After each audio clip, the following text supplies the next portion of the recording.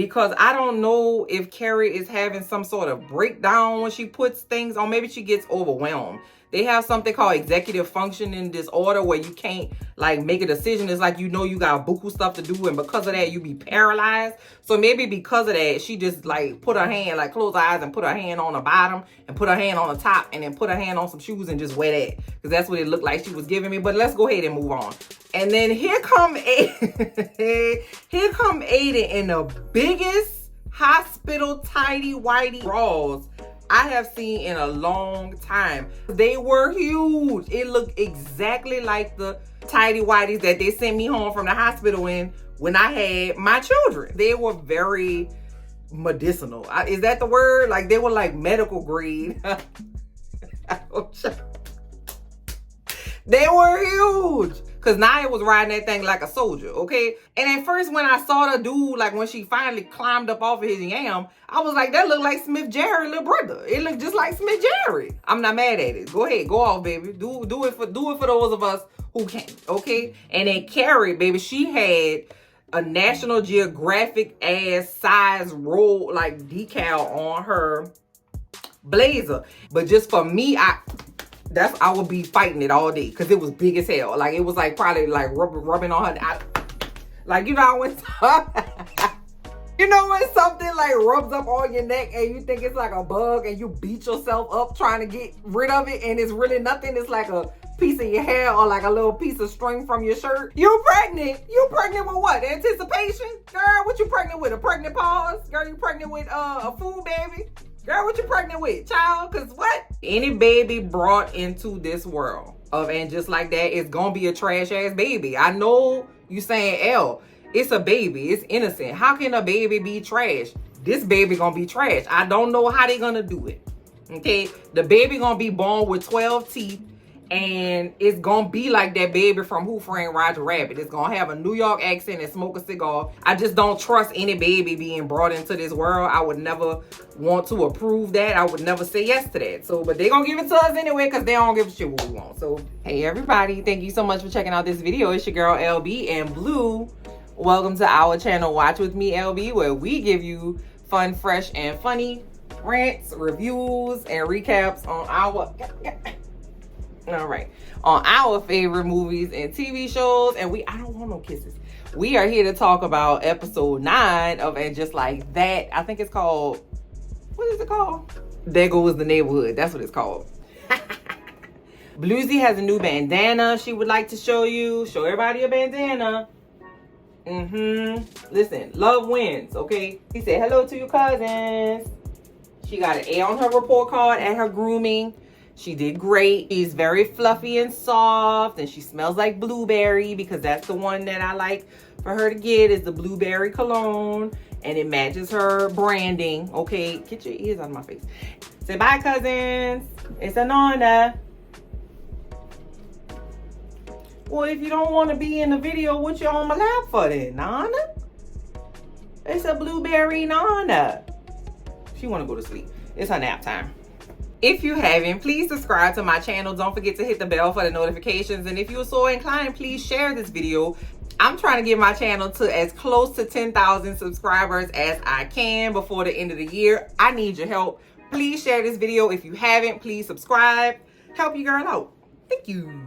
Also, a couple of y'all wanted to know how my tortoise ran away. So Yaya was her name. I put her outside in my yard and I built a little habitat for her, like a little temporary enclosure for her, because I was gonna build it with 2x4s because your girl is handy. But my gardener came and cut the grass, but apparently he took it upon himself to like lift up her habitat and like toss it to the side.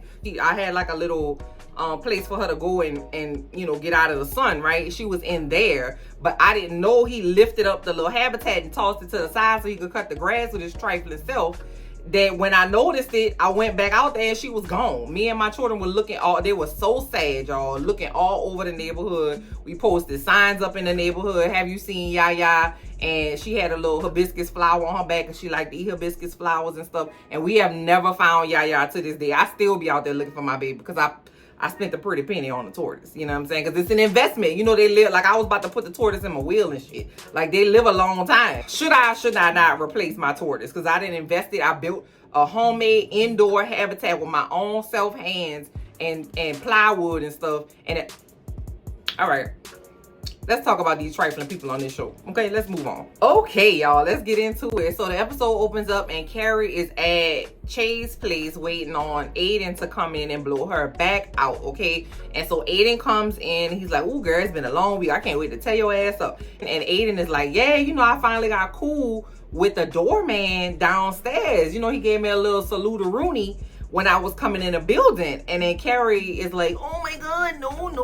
They're supposed to be invisible. You know, they're not supposed to be in there, really. You know, they're supposed to keep it on the low. So Aiden is chatting McCathy, okay? And he was like, listen, I just be talking to people. So Carrie kind of let it go because, you know, she ready to get her back blown out. Carrie goes in the kitchen to get some wine and she hears a banging at the door. Right? And she's like, what the hell? Because it was like a banging. It wasn't like a doo-doo-doo, like a hey girl. It was like a open up. And then here come Aiden. Here come Aiden in the biggest hospital tidy whitey ass drawers I have seen in a long time. I promise you, I have not seen tidy whiteys in at least a decade. Every time I see a man in his underwear, he wears like boxers or like boxer briefs.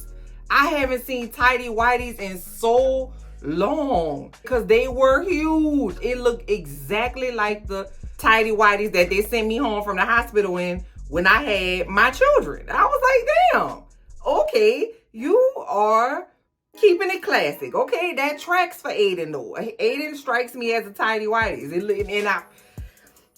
We know, okay, as a community that I'm childish. And I was thinking, them things, they look like, for some reason, they reminded me of the parachute. You remember you used to have a parachute in PE and you used to go like that and then go under the parachute and like, you know, under the parachute. Like, I don't know why they just reminded me of parachute pants because they were very medicinal. Is that the word? Like, they were like medical grade.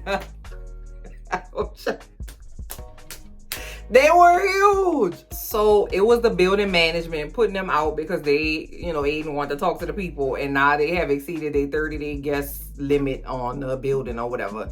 And so now they have to find somewhere to go. And Carrie's like, we can always go back to my house. And Aiden was like, hell no. And so now they got to find somewhere else to go. It's plenty of options, right? But it's fine. It's okay. We just gonna let it go. We gonna let it ride. It's fine. So now we over there with Sema and Ravi. Ravi is the Marvel director in town that needs a luxury rental for 9 months. And so they're going around with, I'm assuming like a broker or like the owner's something or other. I don't know, child. They're looking at this house and he's not at all interested in like paying attention to the house. The house is $37,000 a month. U.S. American. Do with that information what you will, okay? Ravi is not interested in it, and Sema is like, God damn it, I'm sick of you. Everything I show you, you're not interested in what's going on. And then Ravi's like, well, listen, if I said yes to everything, I wouldn't have been able to spend all these wonderful afternoons with you. And then they start making out in the living room. And then smashed in these people's bed, and baby, I listen, okay? But that happened with Charlotte and Harry. And that happened with somebody else. I think Samantha, you know, Samantha will have sex on a park bench in the middle of Times Square, child. She don't care. I just literally could never because I don't know what kind of sheets you use. I don't know what you did in your sheets. I don't know what if they got cameras in here. That would be my main thing is like, are there cameras in here? Because they got cameras everywhere and I'd be damned. But okay, Sema had sex with the man and so she had to hurry up and play it off. And, you know, she came out of there with bedhead and, you know, was like, we will take it. Though Sema done got her some yam from Ravi. And, you know, I don't know if I like Ravi. He strikes me as, I don't know. I don't know if I like Ravi. I don't know enough about Ravi to determine whether I like him or not. He wears sunglasses on the inside, which always is a nah to me. But, you know, we'll see. Okay, I'm not gonna kill him just yet.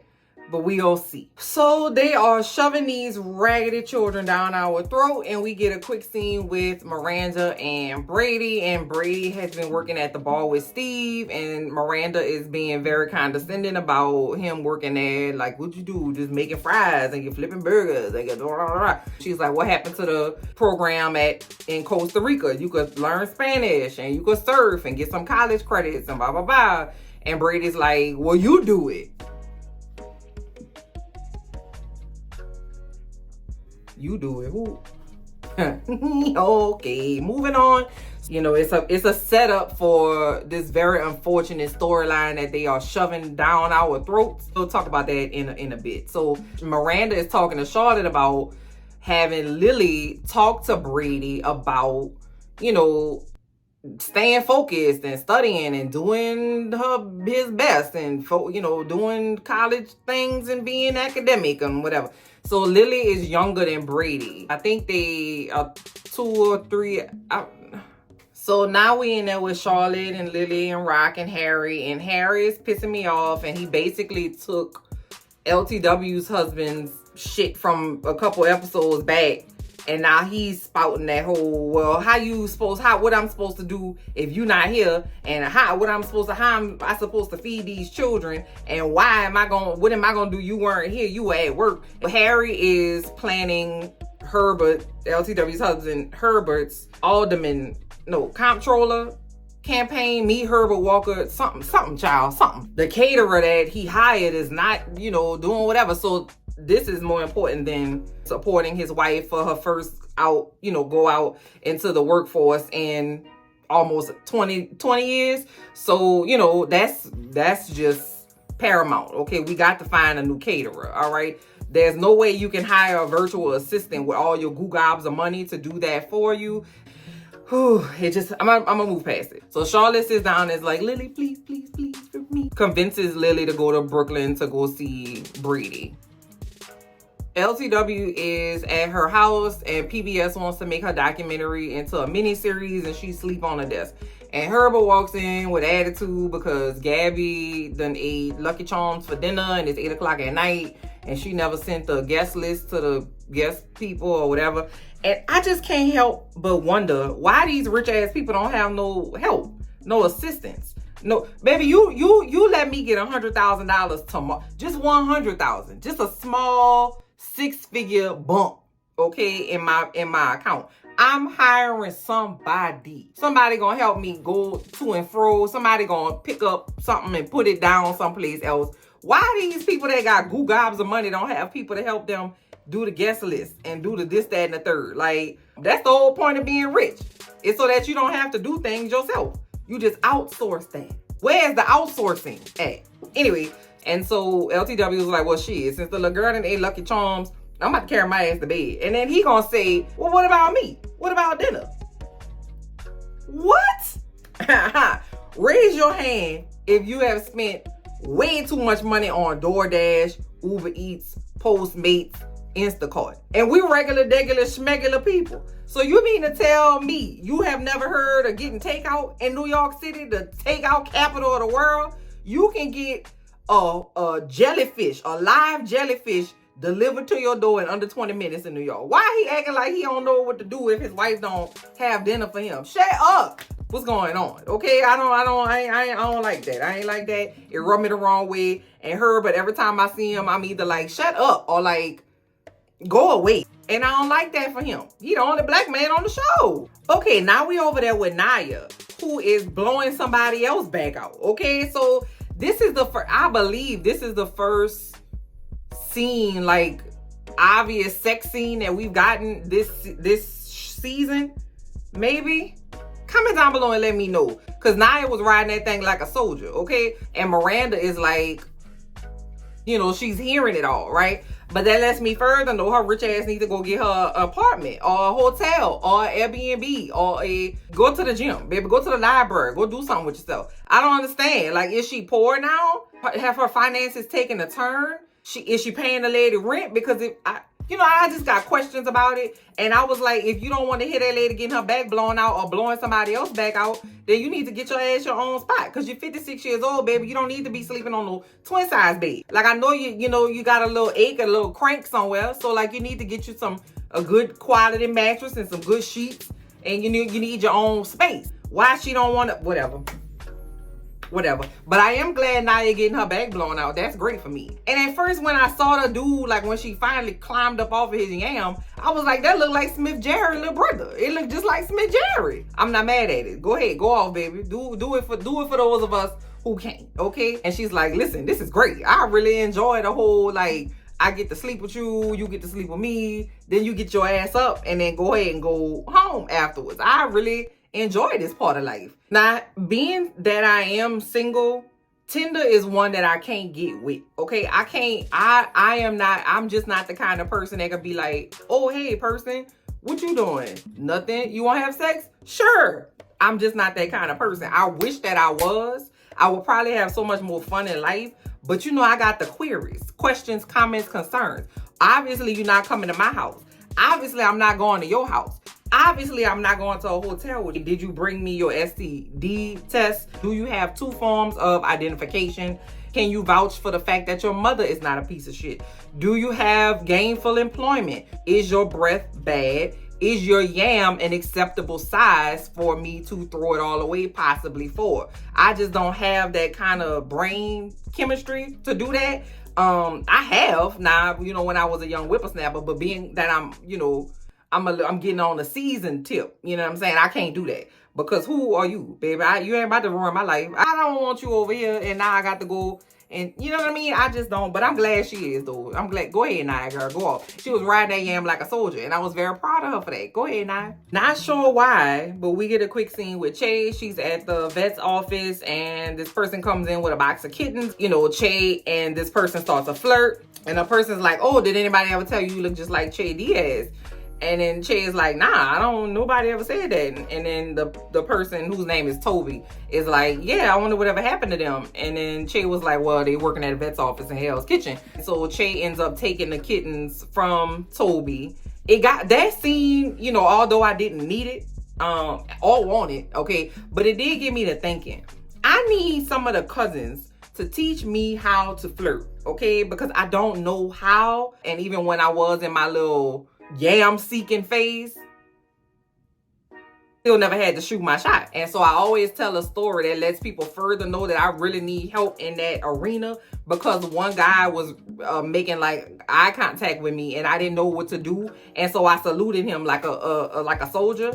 And I don't know why I did that. I don't know what I did that for. And I told him I said, you look very good, sir. I don't know what that was for. So that's my level of flirt. Like my level of flirt is Jessica Day from New Girl. I don't know what I'm doing because I'm a goofball, okay? And I play entirely too much. I feel like men think I'm like a little weird.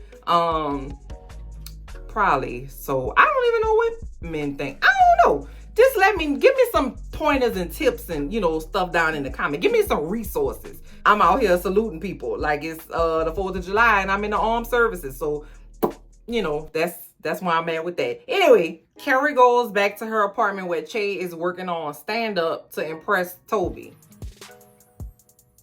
But okay. I do want to address the outfit that Carrie had on in this scene. So she was giving me Grand Ole Opry at the bottom, and she was giving me Molly Ringwald's Teeny Bopper at the top. And I was very confused about what was happening at this current juncture with her outfit, because like I can't decide who I want to be, so I'm gonna be all the people in an outfit. So let me know what you thought of the outfit. I was confused by it, but I don't know. I'm just trying to make sense of nonsense. So Sema and Aiden and Carrie are going to dinner, and Carrie had to come home and change. And Che is trying to get Carrie to adopt this kitten. I ain't gonna hold you. Carrie does give me cat lady vibes. People who have cats are obsessed with their cats, even if the cats are mean to them. And I feel like Carrie needs somebody to consistently be mean to her. I want her to have a mean ass cat that just knocks stuff over in her house while looking her in her pupil. Those are my favorite kind of cats. I'm a little scared of cats, okay? But if I do, when I see cats on the internet, I like the ones that look you in your eye and knock shit off of your counter when you tell them not to do it, and they only want to come by you when they want to come by you, and they kind of reject you when you want them. That's the kind of cat Carrie needs. She need to be humble, and I feel like a cat is just the right pet to do that for her. All she got to do is just adopt that cat and just let the cat do what it do, and it's gonna humble her ass real quick. I just feel like that's a great decision for her, but because it's probably a great decision for her, she probably not gonna do it. So, you know, why get your hopes up, you know? Sema and Ravi and Carrie and Aiden go to dinner, and Aiden is totally geeked out behind Ravi because Ravi has directed Nepal Kapow, one of the movies that Aiden and his boys watched together. And, you know, I would love for that to happen to me, to just be like out at dinner one day and just be in a booth with somebody who I like admire, and then I could just be a nerd with them. That would be so great. And I also would be remiss, okay, if I didn't say that the Indian cousins, baby, let me tell y'all something. Y'all be holding out on us with the movies, okay? Baby, let me tell you something. Indian movies, I don't even know. Is it Bollywood? I don't know. Is it Bollywood? Because if it's Bollywood, does it have to include the fire dancing? Because the dancing be getting me turned up, okay? I just need for somebody to invite me to an Indian like wedding or like an Indian like anniversary party or something. I don't know. I just want to be down, okay? But the Indian movies, baby, so good. All right, I don't even need, and a lot of times I don't like when movies are dubbed over, like if they're not in English. I like to watch them speak their native tongue and just read the subtitles, because I ain't got time for the people to be dubbing it over and it be sounding stupid and looking stupid. If the lips don't match, it aggravates my spirit. But let me tell you something, Indian RRR did it for me, okay? They had a movie called White Tiger on Netflix. That's what set it off for me. And then because I watched that, they was giving me, you know, Netflix was suggesting other stuff for me from the Indian cousins. Y'all be doing it. Y'all do it up. Nah, I ain't gonna hold you. So Carrie and Sema are, you know, they excuse themselves to the ladies' room, and, you know, Sema's kind of spinning out a little bit about, you know, she really likes Ravi, right? She's like, he's not marriage material. He's so wrong for me. And everybody was sliding in his DMs and blah, blah, blah, blah. And so she's, you know, coming up with an excuse to kind of, you know, try to push him away. And she's like, you know what? It's just sex. It's fine. Whatever. Change the subject. So Carrie says, cool, I want to sell my apartment. Sema's like, girl, something just came on the market, but I ain't about to waste my time with you, girl, because it's too big for you, blah, blah, blah. And then Carrie's like, well, I do need more space. So she wants to have a space that's big enough for Aiden and his children. I'll pause. What? I don't know. That seems like a huge, extremely large jump for somebody to do. That should have been something that her and Aiden discussed. I don't know. I just feel like, once again, it's on Carrie's terms, where they gonna be at when they're in New York. You know what I mean? It's gonna be her place and not necessarily Aiden's place, and, you know, whatever. Now the apartment that they bought she got was beautiful. Now, and okay, well, you know what? Before we get into all of that, let me just discuss these outfits, okay? Whoo! Okay, so Charlotte and Carrie came in expecting some sort of flash flood because they have their own flotation devices. Okay, now Charlotte is giving me garden flotation device because her sleeves, baby, she could have took flight. She a little sugar glider. You know them little rodents, and they fly, and the little skin under their arms help them glide a little bit. She could have took flight. If she went onto the second floor and jumped down, she would have just floated on down like Mary Poppins. Honey, they was like, you know what? I'm not throwing all this extra fabric away. Absolutely not. This fabric is very expensive, okay? And we're gonna add all this extra fabric to this shoulder, because let me tell you something. Charlotte's shoulders was right here, but the fabric stopped up here, and it was very, very floofity. She don't know what she want to do. She can't decide if she want to be laced up or let go. She got bows on and like extra fabric and stuff. She churning butter one day, and the next day she trying to jump off the building and make sure she land to the ground safe. And I just don't understand.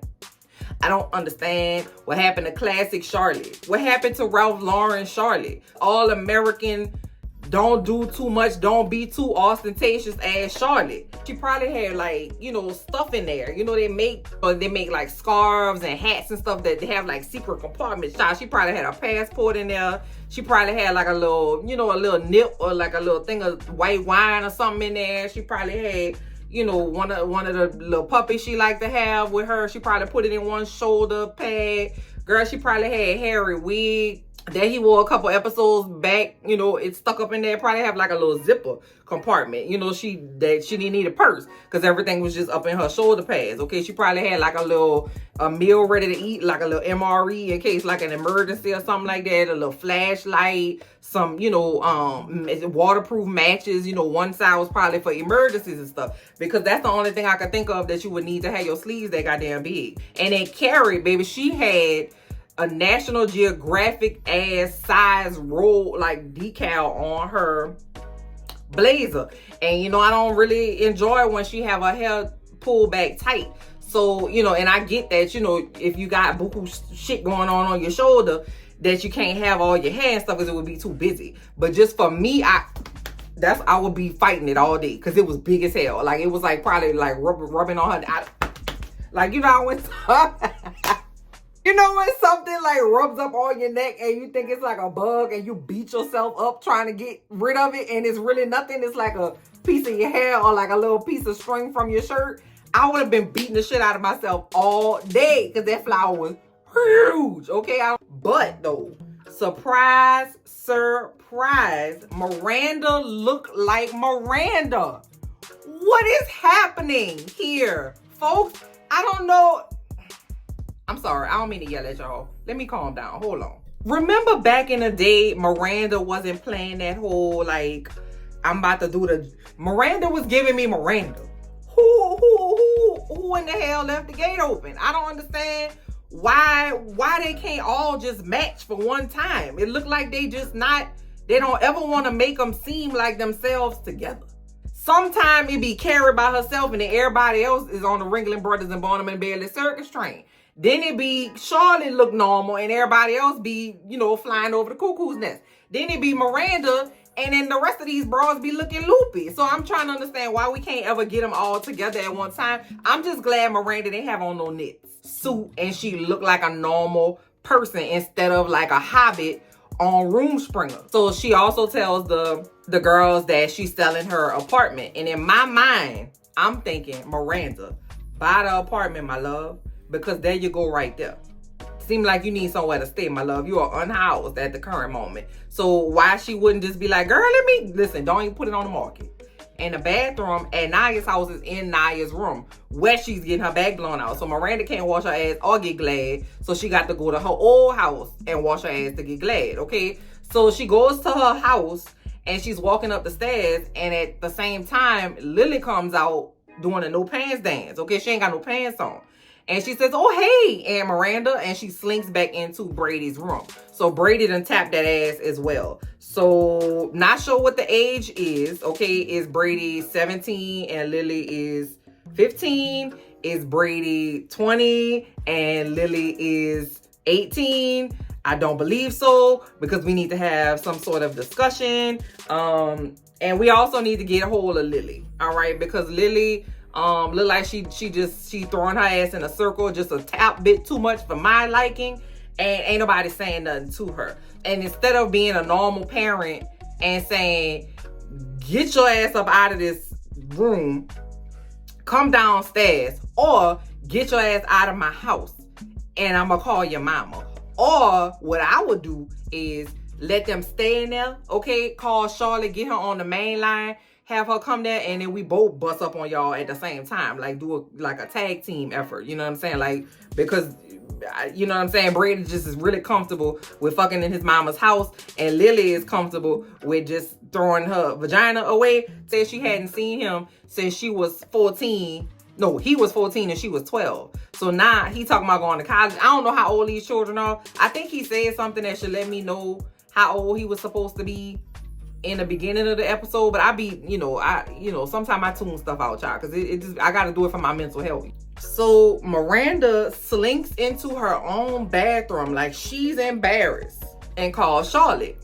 Miranda tells Charlotte, did you know Lily slept at my house last night? Charlotte said, yeah, they had a lot to talk about. She slept over there last night. Y'all already know. I don't even have to go there with y'all. Our children been doing grown-up adult things in this house, and then Charlotte is just, what? You know, very just surprised about it. And Charlotte is in denial about it as well. For Charlotte to be like, I don't think so. How do we know? Ma'am, you just slept your dumb ass across the Adirondack Mountains to bring your child rib condoms in a blizzard so she can have sex. But now you saying that, oh, yeah, she slept over here, but she probably ain't have sex, even though my best friend saw her with no damn pants on coming out of her child room first thing smoking in the morning with bedhead. And wasn't nobody supposed to be there. So then Charlotte goes back to her house and is talking to her husband about their daughter sleeping with a cousin type at somebody else's house in the middle of the night. And Harry's like, these goddamn people messing with my catering order. These shrimp canapes are not gonna be enough. And I don't even know. Like, he just is he don't give a shit. And I'm like, I don't understand. Because 2 or 3 episodes ago, you had the man putting the wig on going to the photo shoot because he thought something sketchy was going on. He not gonna let his child go to no situation. But then the other one out here throwing a vagina on everybody that come out the E train on the subway, and you just don't give a shit about it. I don't make it make sense, baby. Is it the same person? Are they switching the variants? Like, do we need like a chart that we should be following to make shit make sense in the show? Because why this man don't give a shit about his child? Charlotte is like, well, if they are a couple, somebody's gonna get hurt. And if they're not a couple, then somebody's gonna get hurt. And I don't want to be, because I love Brady, but I love Lily, and Lily's not the one. And Harry's like, man, we supposed to have 300 Chads and not 250. I'm gonna have to call it. Herbert and Harry ain't never really kicked it like that, but then Herbert is like, yeah, come play in my campaign event. And Harry like, hell yeah, boy. I'm about to neglect the shit out of my family for you. So it's the day of Herbert's, fundraiser. He's mixing and mingling and everybody's there, except for LTW. LTW is not there, and everybody's kind of waiting around for her so he can start his remark. Now, I had also forgot to mention that Anthony and Giuseppe have been in this episode too, and Anthony and Giuseppe have been on 5 dates with no yam, okay? And Giuseppe trying to get either give or receive some yam from Anthony, and Anthony ain't having it, okay? Because I think he really likes Giuseppe. I like Giuseppe, and Giuseppe calls him Tony, and I just really think that's so cute. They are so cute together. So anyway, so Anthony and Giuseppe are at this fundraiser thingy, and Anthony decides that Giuseppe wants to only get with him for a green card. And Giuseppe's like, fool, I'm a dual citizen. Shut your ass up. I'm trying to get with you. I like you. Now, why Anthony and Giuseppe decide to get busy, but then they decide to do it in Lily and Rock's room at Charlotte and them house? What the fuck is wrong with these writers? Charlotte and Harry house got 42 different places they could go. Why go into these little girls' room to do what grown people do on pink flower floral wallpaper? Dang, y'all just insist on making me mad. I don't get it. That's so cringy and gross. It's like, so LTW finally gets to Herbert's thing, and people are starting to leave because it's like late or whatever, and she finally gets there, and he's like pissed, right? He's like, you falling asleep for my stuff, but you be on time for your stuff and whatever. And LTW is like, listen, it's not the time for that. I'm sorry, I apologize, I just had some stuff going on. We'll talk about it at the house. It's not the time to talk about that right now. And Herbert keep pushing it, and she's like, you know what, goddamn it, I'm pregnant. Now go out there and tell the people something. Nah, shit. All right, child. Now, I don't know how old LTW is. You know what I don't like about when you have a baby over 35, that they consider you a geriatric pregnancy? It's like, fuck you. Like that's crazy. Like, that's wild to me. Okay, so now she about to have a geriatric pregnancy, and I'm like, who did that? Who said that? Carrie shows Aiden the new home that she's bought and says that it comes with a key to the park, which is crazy. I never heard of that before. A key to the park. Okay then. his ex-wife told Carrie when they were meeting that she can't hurt him again because she knows about their history and their past or whatever. Kind of talk about how they're serious about each other and that they want to be with each other and that they know that it's not going to be perfect, but they are making a decision to be together. And so I don't know if Aiden's gonna move in there. I don't know what the arrangement is gonna be, child. Who gonna pay for the mortgage and the taxes and the utilities and the Netflix bill? I don't know. They ain't tell us. I wish that they would, because last scene of the episode, Carrie goes back to her old apartment and she sees Lisette, the girl that, they stole all her stuff from the jury show, and Carrie was like, I have COVID! Like that, girl. That was so stupid. And the people that she's subletting her apartment from are coming back and she has to find somewhere to stay. And Carrie's like, oh no. So I thought that Carrie was gonna be like, girl, you could just stay in my place. Like, I got a new place, or you could buy my place or whatever. She was like, oh girl, damn.